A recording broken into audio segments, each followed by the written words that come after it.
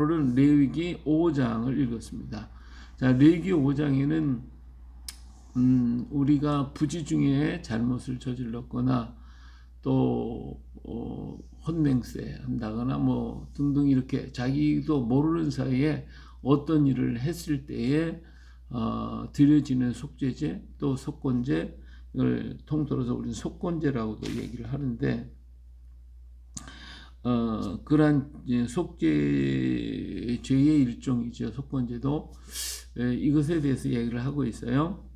예를 들어서 이제 저주하는 소리를 듣고서도 증인이 되어 그가 본 것이나 알고 있는 것을 알리지 아니하면 그는 자기의 죄를 져야 할 것이고 그 허물이 그에게로 돌아갈 것이다. 남이 저주하는 소리를 들었어요. 근데 그것 때문에 이제 증인이 되었을 때에 그 얘기를 바로 전하지 않는다면 그 허물이 그에게로 돌아간다는 거예요.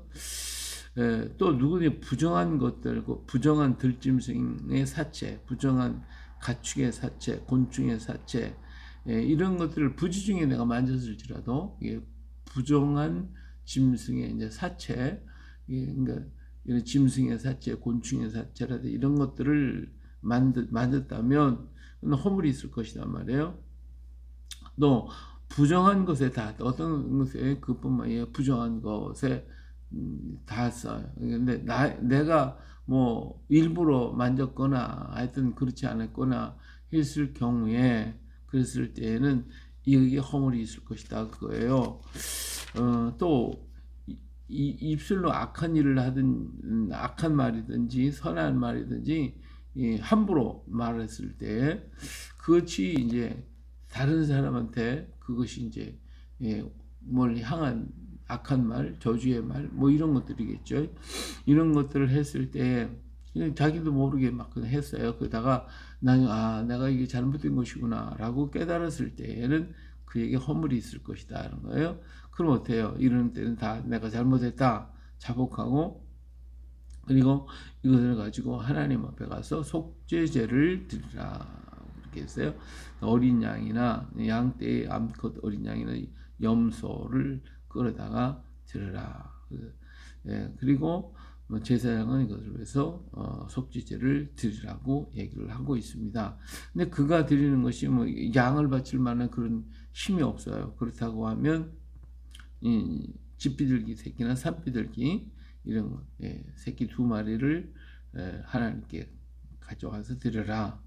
또 근데 그것도 내가 드릴 만한 힘도 없다. 그럼 어떻게 해요?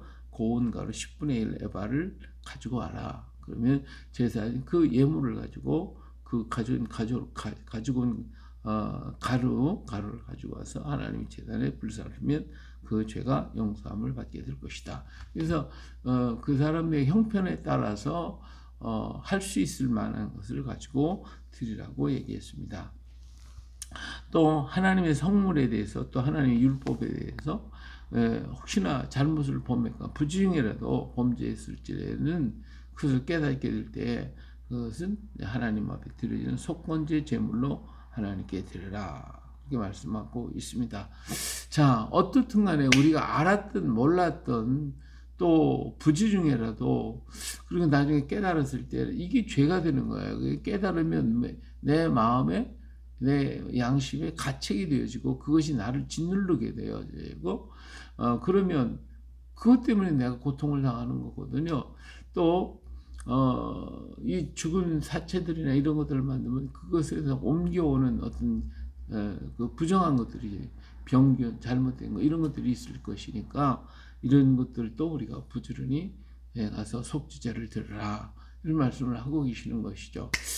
그러니까 우리들의 삶 속에 나도 모르게 어떤 사람은 승질이 나니까 또 저주를 하고 뭐 어떤 헛맹세를 하거나 잘못 맹세를 했거나 뭐 이렇고 저렇고 이게 해서 그것이 잘못된 부분이 된다고 하면 그걸 깨달으면 가만히 있지 말라는 거예요. 빨리 가서 하나님 회개하고 속죄제를 하나님께 드리라. 또 하나님 계명, 하나님 율법 나도 모르게 이따가 어느 날 보니까 죄를 범했으면 그것도 하나님 앞에 가서 제사를 드리라. 이게 속건제다. 그러니까 속건제는 내가 알지 못하고 행했다가 나중에 깨달았을 때에 또 부지 중에 어떻게 해다가 했을 때 이럴 때 드려지는 제사, 속건제를 하나님 앞에 드리는 것입니다. 그래 우리들의 삶 속에는 내가 알거나 모르거나 부지 중에라도 이렇게 내가 어떤 고의적인 것이나 어떤 악의가 있어서 행하지는 않았지만 그것 때문에 상처 입은 사람이 있고 그것 때문에 문제가 일어날 수도 있고 그것 때문에 여러 가지 일들이 벌어질 수도 있다 그거예요. 그런 것이 없다 할지라도 내 자신의 마음에 양심의 가책이 되어지고 그것이 짓눌리게 되고 그것 때문에 고민하게 될 때도 얼마든지 있는 거예요. 그래서 그걸 가지고 하나님 앞에서 회개하라 그거죠. 오늘로 얘기하면 회개하는 것이 옛날에는 다 제물로 드렸어요. 이것이 뭐예요? 날마다 우리의 삶 속에서 주의 보혈샘에 가서 나의 두루마기를 빠는 것이고 나의 손발을 닦는 것이죠. 나도 모르는 게 부지 중에 내 손과 발에 더러운 게 묻을 수 있고 또 가다 보면 잘못된 길로 가거나 내 흥탕물을 튈 수도 있을 테니까 이럴 때 어떻게 해요? 발을 닦아야 되겠죠. 또 잘못만 해서 손 닦아요. 늘 손 닦아야죠. 손을 닦아야. 이게 뭐예요? 이와 같이 오늘 우리들의 생활 속에서 이루어졌던 여러 가지 일들로 인해서 내가 하나님 앞에 조금이라도 이 거리낌이 있다고 하면 하나님 앞에 가서 손발을 닦으라고 말해요. 또 옷이라는 것도 오래 입으면 더러워지는 거 아니에요? 그냥 빨아야 되는 거지. 안 빨아봐요. 안 되잖아요. 그러니까 날마다 우리가 하루를 생활을 하고 저녁에 잘 때는 한번 다시 돌아보고 그래 내가 또 혹시나 잘못된 거 있는가 주님 앞에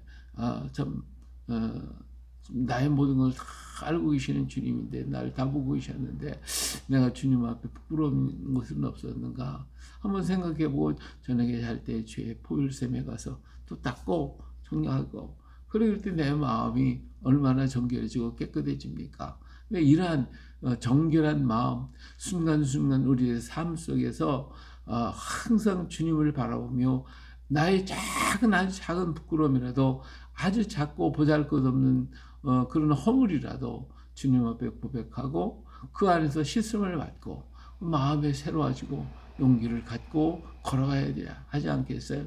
그냥 뭐 오늘 하루 내가 무슨 진흙탕 속에 막 뒹굴고 돌아다녀서도 에라 모르겠다고 가서 자빠져 잔다 그러면 내 자신도 그렇고 하나님 앞에서도 얼마나 부끄러운 일이냐 그거예요. 그러니까 그런 일이 있을 때마다 날마다 하나님 앞에 가서 나의 손발을 닦는 보혈샘에서 손발을 닦고 그리고 두루마기도 빨고 이렇게 하면서 우리 주님 오시는 그날까지 나의 영과 혼과 육이 흠없이 보존되어야 되지 않겠냐 그 말이에요.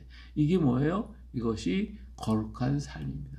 우리 하나님이 내가 거룩하니 너희도 거룩하라. 그래서 우리 하나님 우리를 사용하시고 일하시고 우리를 통하여 어떤 일이든 이루시기를 원하시는데 누구를 쓰느냐?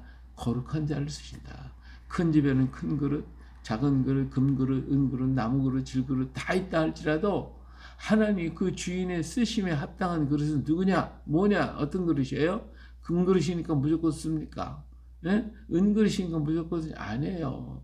그 그릇이 아무리 금그릇이고 은그릇이라 할지라도 더러우면 안 써요. 종그레기라도 질그릇이고 나무그릇이라도 깨끗하면 쓰시는 거예요. 이처럼 우리 하나님 누구를 쓰시냐? 거룩한 자를 들어서 쓰시는 것이지 악한 자, 더러운 자를 쓰시는 게 아니거든요. 날마다 나의 삶이 더러워진다면 하나님이 쓰실 수가 없어요. 쓰시다가도 벌 수밖에 없는 거예요. 그렇기 때문에 우리는 주님 앞에서 거룩한 자로서 살아야 돼요. 그 거룩한 것이 뭐냐? 날마다 주의 보혈샘에서 씻는 거예요. 우리들의 허물이라는 것이 내가 뭐 일부러 하려고 해서 죄를 지려고 해서 짓는 거예요. 보는 것이 또 듣는 것이 말하는 것이 생각하는 것이 다 온통 죄투성이니 하나님 앞에 가서 내가 잘할 게 뭐가 있냐 이거예요. 하루에도 몇 번씩 우리는 악한 생각을 하고 계획하고 그냥 엉뚱한 생각을 하고 이런 일이 얼마나 많냐 이거예요. 보는 것, 듣는 것, 말하는 것, 생각하는 것, 행하는 것 모두가 다 허물뿐이니 우리 주의 성령의 도우심을 받고 그때마다 주의 보혈샘에 가서 씻고 다시 한번 주님 바라보며 주님을 의지하며 걸어갈 수 있는 거룩한 자의 삶 은혜의 삶을 살아야 되겠죠. 항상 주의 말씀이 내 마음속에 끊어지지 않고 항상 주를 찬양하는 찬송함이 끊어지지 않고 주님과 대화하고 교제함이 끊어지지 않는 삶이라면 얼마나 좋겠냐 그거예요. 그것이 바로 거룩한 은혜의 삶인데 과연 그러냐 이거지. 그렇지 못하잖아요 우리는.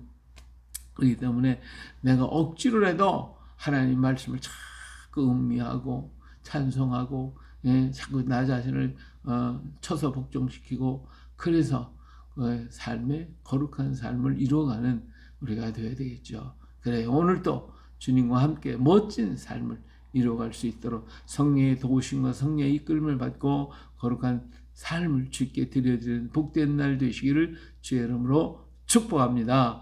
할렐루야.